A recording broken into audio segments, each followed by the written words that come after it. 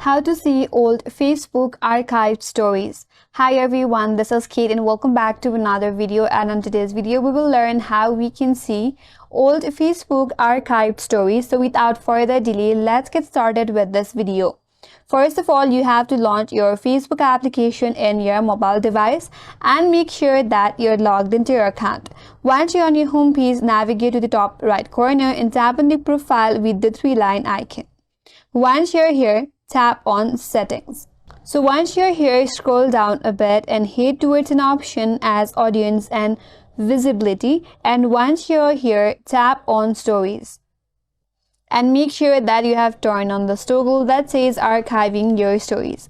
Now to find your archived stories, what you have to do is head over to your profile. Then tap on this three dot icon in your profile. Once you're here, tap on this archive options and then tap on story archive.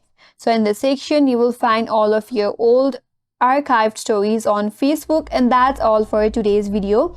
Hope this video was helpful, and if you're new to our channel, consider subscribing. Thanks for watching and stay tuned for more videos.